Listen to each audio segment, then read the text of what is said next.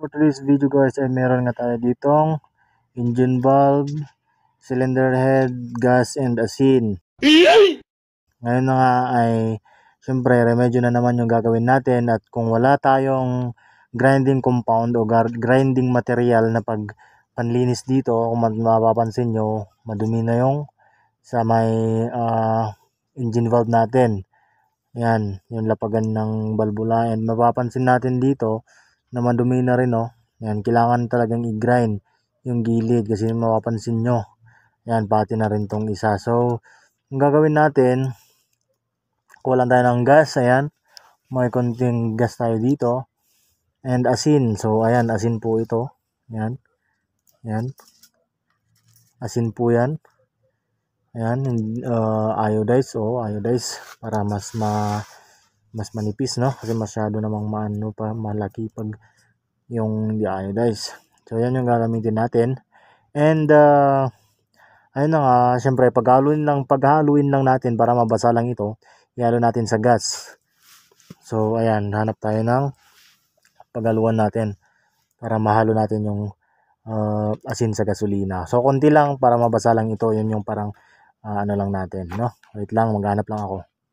So, ayan guys, meron tayo ditong yung ano ng castrol, yung takip ng oil. So, ilalagay lang natin yung asin. Ayan. Ayan, tapos gas.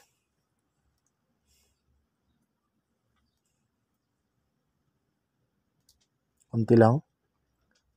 Para mabasa lang yung asin natin, no? Ayan. Para mabasa lang yung asin natin. And hopefully okay lang to. Pero sa tingin ko kulang pa rin to kasi maraming kakailanganin natin. So ayan, pahid natin dito sa may. Siyempre hugasan muna natin yung ito, hugasan na lang muna natin para matanggal yung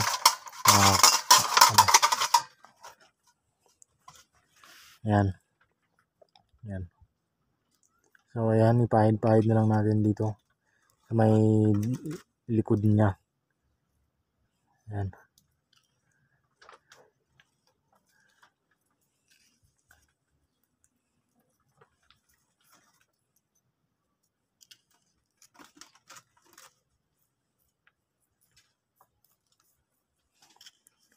And of course dito din para goods. Ayan, so experiment lang to guys, ha. And na-try ko na rin to dati kung wala talagang grinding compound. Ayan, ito yung ginagawa ko. Okay naman so far. Ayan, lagyan lang natin, tapos ikot-ikot natin yung yung sa may dulo ng valve. Ikot-ikot natin yan para mag-grind niya. Hawakan natin.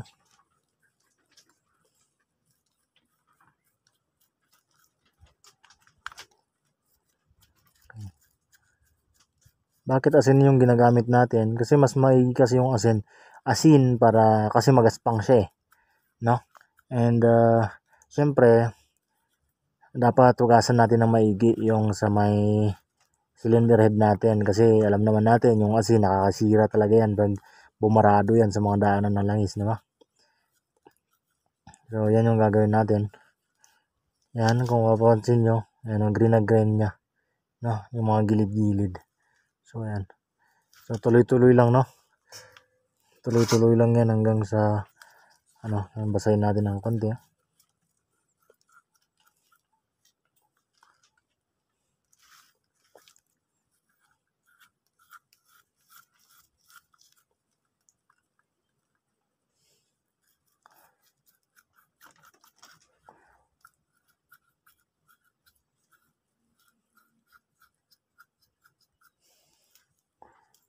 Kulang pa din. Lagyan ulit natin.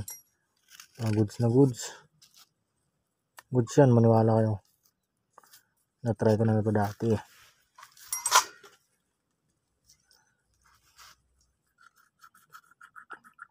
So itong experiment na to sa mga wala lang, kung kumbaga malayo ka sa shop ganun, hindi ka makabili ng grinding compound. Pero syempre pag meron ka namang grinding compound, common sense naman yung gagamitin mo. gumamit ka na lang ng grinding compound, ganun. Diba? Ganun lang naman yun, diba? Yan. Yung dumi na. Tatanggal na yung dumi. Yan. Diba? Nalilinis na ako pa unti-unti, oh. Oh, diba?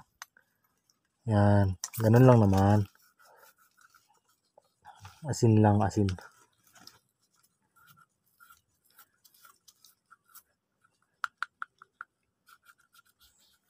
Yan yung ginagawa ko. Iniikot ko lang siya.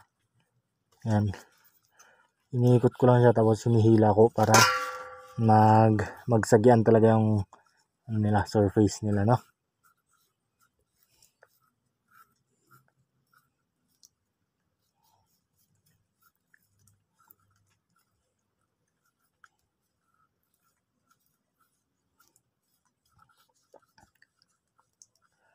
So mas pag may hose kayo, hose na yung panggasolina, okay yan, mas maigi yan para hindi kayo mahirapan.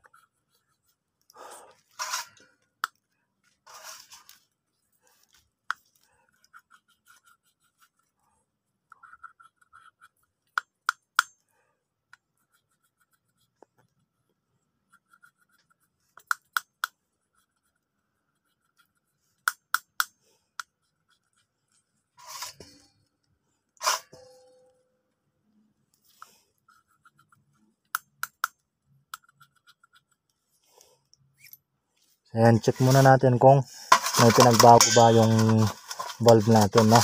May pinagbago nga ba? So, ayan, kung mapapansin nyo guys, no? Oh, ano? Nalilinis yung gilid niya. Siyempre pati rin to, sigurado. Ayan, no? Nalilinis na pa unti-unti yung gilid niya. Ayan, no? Pumuputi na. So, ayan, ganun lang naman yung gagawin guys pag wala kayong grinding compound, no? Panglinis ng panlinis ng cylinder head. Yan sa may valve. Ayan, pwede nyong linisin din tong mga loob niya para ayos.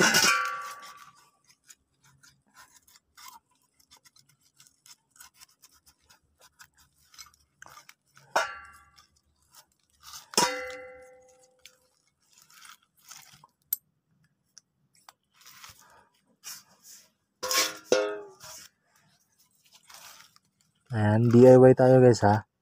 Hindi po ito applicable sa mga malilinis na shop, okay? DIY lang tayo.